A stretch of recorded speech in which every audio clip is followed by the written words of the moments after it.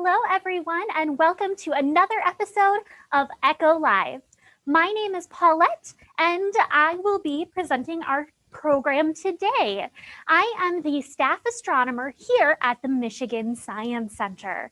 If you're joining us for the first time, welcome, and if you've seen Echo Live before, welcome back. So today, we're going to be talking a little bit about the planet Mars. We're going to be talking about a little bit about the planet Mars, and one of our friends, Megan from Axalta, will be joining us in just a little bit to talk a little bit about how red gets on your cars. So I think that's super cool. Like I said, if you're joining us, go ahead and introduce yourselves in the chat. And that's how we'll be communicating during our program today. So introduce yourself in the chat. If you have any questions for either myself or our friend Megan, you can go ahead and type those in the chat as well. We'll have a Q&A session at the very end. And that's how we'll be communicating with each other throughout the program. So go ahead and introduce yourselves in the chat. And I'm going to introduce our friend Megan to everybody. Say hi, Megan. Hello, everyone. So she is going to be talking to us a little bit today about our how color ends up on your vehicle. So take it away, Megan. Great. Well, thank you so much, Paulette, for having me here today. I really appreciate the opportunity to share some of the science that we do at Axalta. So just to start, my name is Megan Goff, and I am an engineer at Axalta. I work in our Global Innovation Center here in Philadelphia with a team of scientists and engineers working on pigment dispersions. So this is a key piece to how we can deliver new and innovative customer colors to our customers. So if you'll go to the next slide, Paulette, I'll show you where we start. And what we start with is our pigments. So Axalta probably has hundreds of pigments in our toolbox that we purchase from our suppliers. And they're inorganic, like the red iron oxide that you see on either side. Now, I think red iron oxide is really interesting because this is something that has been used in coatings for thousands of years. And it's also the reason that Mars has the nickname the Red Planet. So, if we're designing a color, we're also going to look at some of our organic pigments. These are synthetic, a little bit newer, probably in the last 50 years they've been developed. I have an example of a red and an orange right there. And these are a little bit more chromatic, which as to see they have a much brighter color. And they're pretty complex chemical structures, but something that we work with every day. So with these pigments, we would put them into paint. But it's not that straightforward. If we dump the pigment, which you can kind of see I have a sample here as a fluffy powder. If we dump this into our paint, it's probably going to cause some grit, which is not going to help us as we try to deliver a smooth coating. So if we want to get rid of that, we'll go to the next slide, Paulette, and I'll talk a little bit about particle size. So pigment particle size is very important to deliver our properties, our color, to what we're trying to achieve. And our pigment particles within paint are on the order of 0.02 to 1 micron. So we're really on a nanoscale here. If you look at the small graph I have, we're also looking at particle size distribution. So if we look at one, we have for titanium dioxide, which is also a white dispersion, we have somewhere on the order of probably 250 to 300 nanometers is what I would describe as the size here. That's where the peak seems to be centered. But we also have particles that are under 200 and some up around the 600 nanometer mark. So that sounds very small, but just to put everything in perspective, I included this graphic of some particles that everyone might be familiar with. So we all know coffee grinds and sand, very small. The human hair is a good example. That's about 75 microns. And then kind of working our way around the wheel, once we get to the visibility limit, that's about 40 microns. So really in sizes, particle size beneath 40 microns, we really cannot see with the human eye. I think smoke is another perfect example of that. We cannot see the smoke particles, but the way that the particle scatters light, that's what causes that hazy appearance or a smoke cloud. And then working our way around, we get to the red blood cells. That's on the order of 5 to 7 microns. And then bacteria smaller than that, and we're finally at 1 micron. And then our pigments are in the submicron range, even smaller than that. So comparing our pigments to coffee grinds or beach sand, it's quite a bit smaller. So how we get our pigments to this size? The powders that they come in are a little bit larger, and it's more of an agglomerate of small particle sizes. So the next slide, Paulette, shows some of the details for how we process our dispersion. So the formulation and process is very important, and a lot of work goes into this. So what we do is we take our pigments and our dispersants, and our dispersants are polymers that we've designed and worked on for on the order of 40 years here at Axalta for this design specifically. So what we'll do is take those two components and mix them in water or solvent, depending on the final paint. And then we'll mix send this mixture through a mill that's filled with media. And I have an example here. We have kind of these beads. This is an example of steel shot that's about an 1/8 inch in diameter. And then we also will use something that's much finer. This is on the order of half a 0.5 millimeters. And so what we do is we have this mill filled with this media. We pump the dispersion through and send an agitator to mix the media and the dispersion. And this it generates a lot of energy. So, the agitator is moving at somewhere on the order of 500 to 600 RPMs, and we've got all this media jammed in there along with the dispersion. And it can start to cause collisions between the media, and the pigments get trapped in between, and the pigments can also grind against one another. And with all this energy, we are able to grind our pigment to a uniform particle size. During this process, our dispersants are also absorbing onto the surface of the pigment particle. And this piece is very important. We have spent all this energy, and sometimes it takes time. We might send it through one pass. We might need to send it through multiple passes, or some of them can recirculate for days in order for us to achieve our final color position. So it's important that our dispersants find their way to the pigment surface and then prevent our flocculation, because after we put all that energy into it, we want to make sure that they stay apart and give us the color performance that we need. So the picture on the bottom kind of shows how we go from our dry pigments to a nice, clean, smooth dispersion over there on the far right. And then I have one more. We'll also take our dispersions, draw them down, and then some of them are going to be transparent, so you can kind of see my image through this. So we'll go ahead and test these for gloss, for particle size, for viscosity, and then once we're confident that they're stable, we'll give them to our color stylist to design new colors. So that was what I wanted to share about pigment dispersion. So with that, I'll send it back to you, Paulette. Awesome. Before you disappear until the end of the program, I do have a question. If we brought back iron oxide from Mars, would we be able to turn it into a paint? We could. We would probably need to clean it up a little bit, but we could probably, I think we could do that for you. Awesome. That sounds really cool. So thank you for sharing that with us. Megan will be with us throughout the program, and if you have any questions for her, please feel free to just drop those into the chat feature. So thank you. Thank you. All right. So like I said, today we're going to be talking about Mars. So you probably have already heard, but we and I say we as NASA, successfully landed another rover on the surface of Mars. So we successfully landed that on Mars last week on Thursday. Type it in the chat. Did anybody else watch the landing? It was at about 3:55, and I myself watched it here at the Science Center.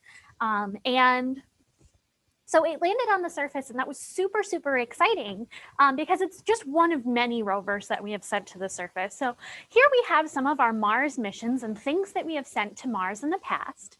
You'll notice that NASA is right over here. We have some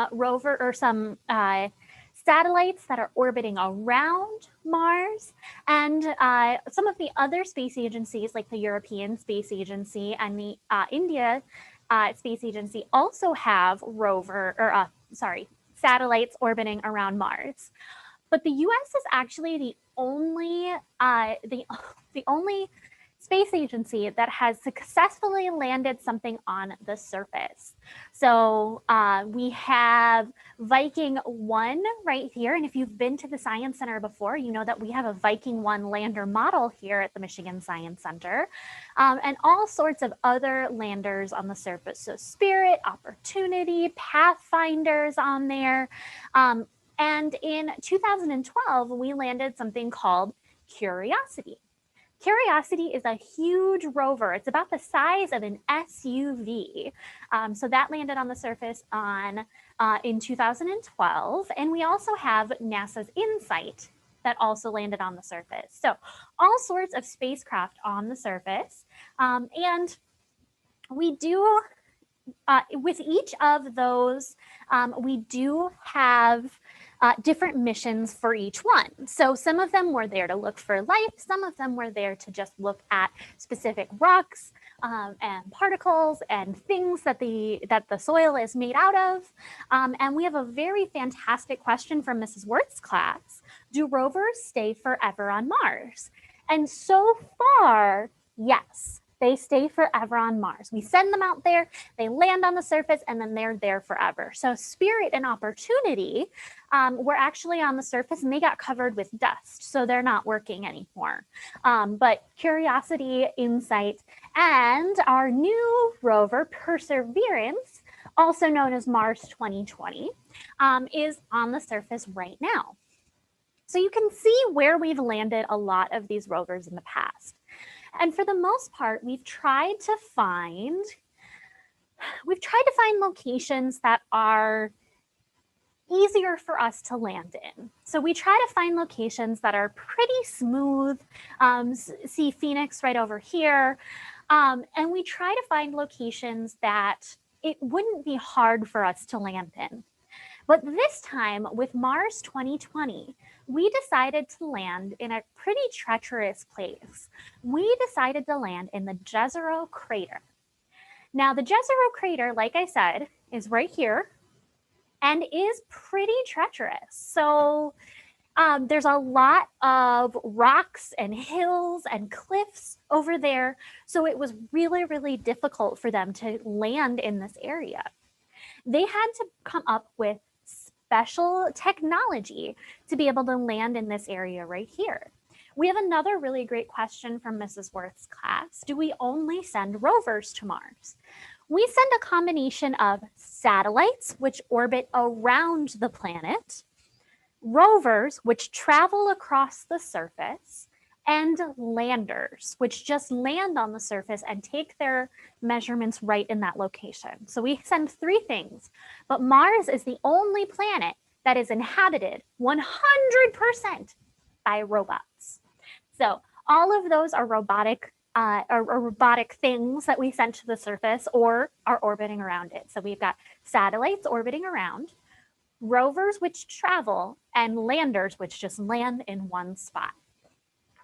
So Perseverance is a rover. So we sent it down to the surface and Perseverance is going to do some really cool things.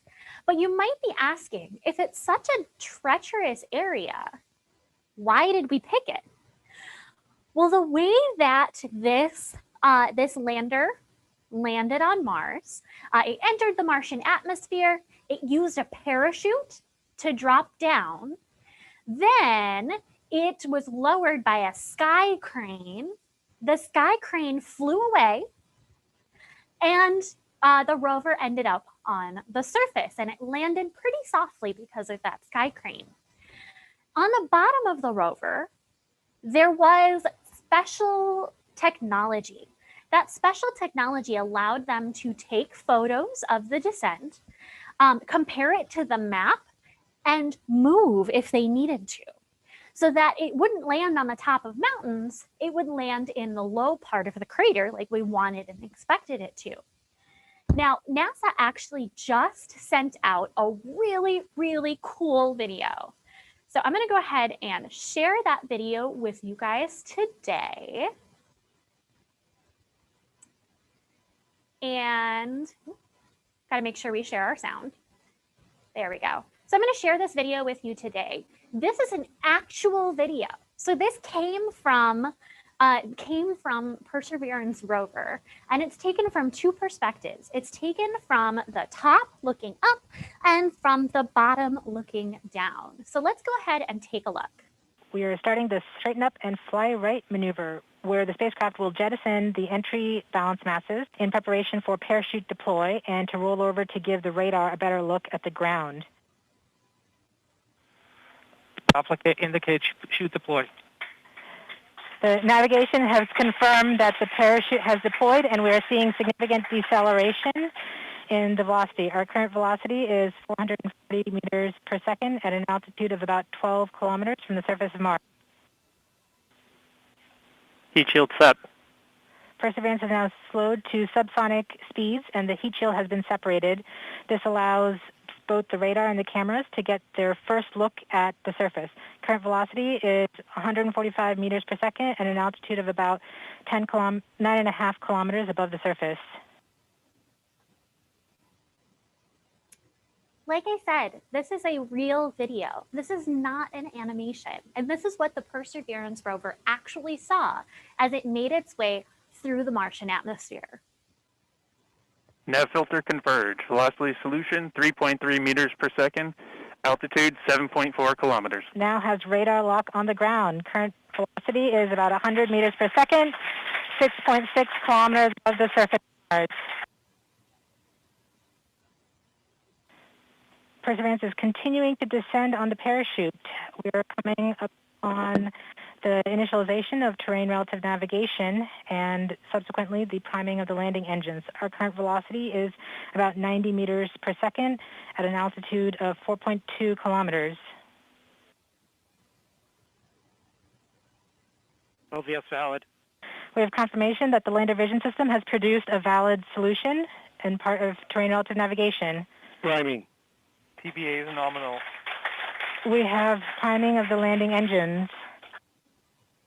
So you can actually hear them talk about how the rover is making decisions Backshell on where set. it's going to Current land. velocity is 83 meters per second at about 2.6 kilometers from the surface of Mars. We have confirmation that the backshell has separated. We are currently performing the divert maneuver. Current velocity is about 75 meters per second at an altitude of about a kilometer off the surface of Mars. TRN Safety Bravo. We have completed our terrain relative navigation. Current speed is about 30 meters per second, altitude of about 300 meters off the surface of Mars. We have started our constant velocity accordion, which means we are conducting the sky crane, about to conduct the sky crane maneuver. Sky crane maneuver has started, about 20 meters off the surface.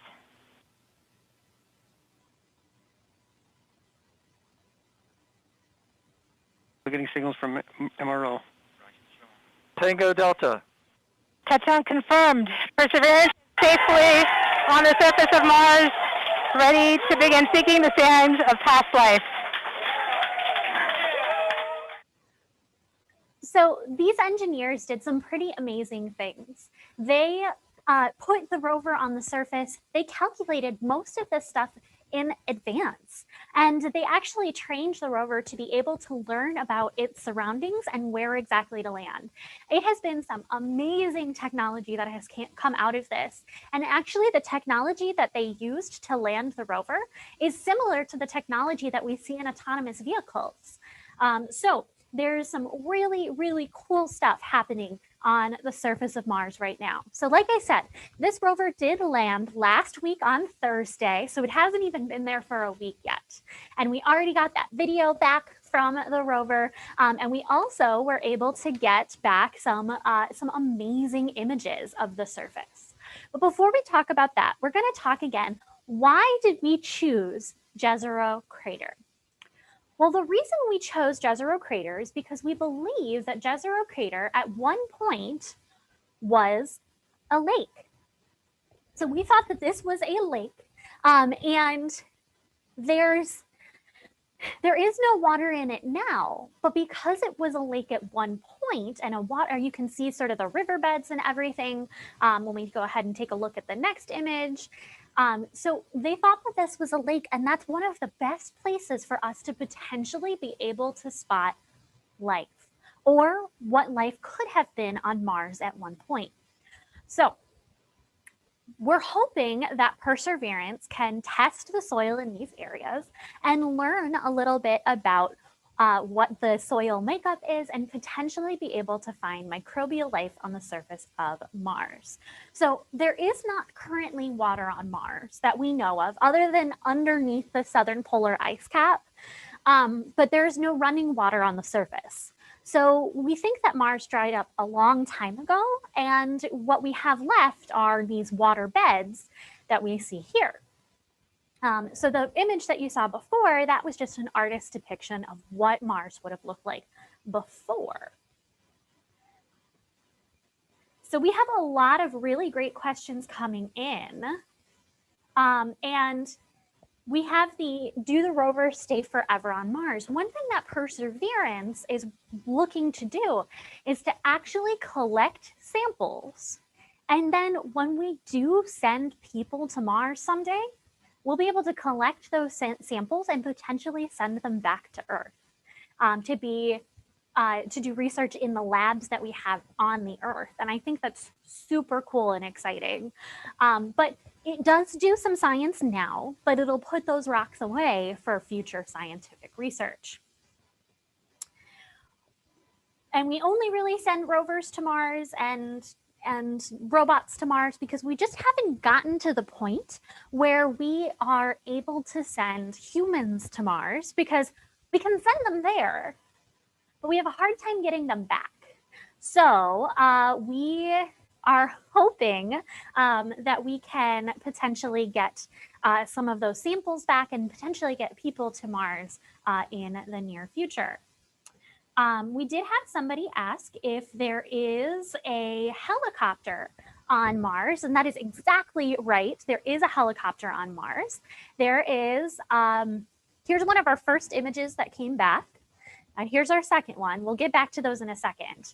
But here we have the helicopter called Ingenuity. So we had Perseverance, or Percy is her nickname.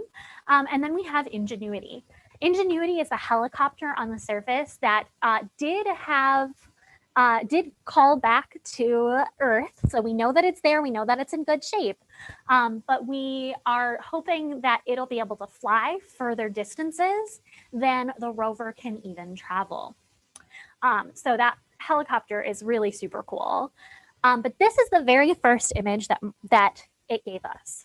Very first image that we saw coming back from Mars, from the Perseverance rover. The other image is the first color image that we got back. And you can see there's a lot of resolution in this. You can see that there's a lot of rocks and stuff on the surface that we are here to explore. So we're really excited that Perseverance is on the surface, and it's going to continue to give us information every day. Honestly, we'll start getting images and all of that back. Now, taking a look at this image right here, we can actually see that it has different sized rocks. So it has some big rocks, but it also has sort of a sandy surface.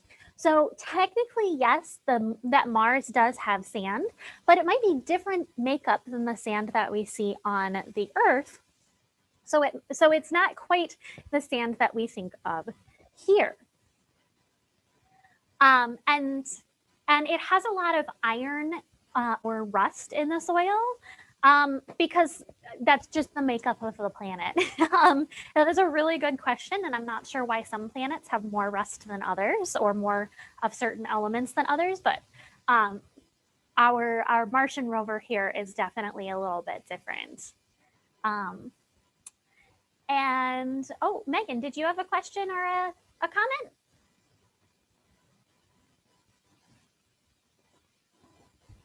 No, not this time. Thanks, Paulette. Okay. So we also have some other questions. Someone asked, why don't we send rovers to other planets? And we actually have sent, well, we've sent landers to other planets, not necessarily rovers. We've sent landers to Mercury, Venus, although they burnt up in the atmosphere. We've sent rovers to the moon. When we sent people to the moon, we also sent cars for them to drive around in, which I think would be epically fun. We've sent them to Mars. We've sent landers to some of the moons of Jupiter. So we have sent rovers and landers and satellites to other planets, but the ones on Mars are really giving us the most information. And part of the reason we send these rovers, these robotic rovers to Mars, is because Mars is pretty close to us. About every 2 years, it allows us to be able to send a spacecraft, and it only takes a short time for that spacecraft to get there. So that's one of the reasons why we have more rovers on Mars than any of the other planets. But that's a really fantastic question. So we have all of this information coming in from Perseverance, and I encourage you to watch the news and see all of this information coming out. That video came out just a couple of days ago. So there are some fantastic things that we are learning about Mars just from this rover, and hopefully in the near future, we'll be able to find out even more. So if you have any questions, go ahead and type those in the chat. So if you have any questions for myself or our friend Megan from Axalta, I'm going to take this time to actually thank Axalta because without you guys, these programs would not be possible. So we are so happy to have you with us today, and also super happy that we get to do these programs with you.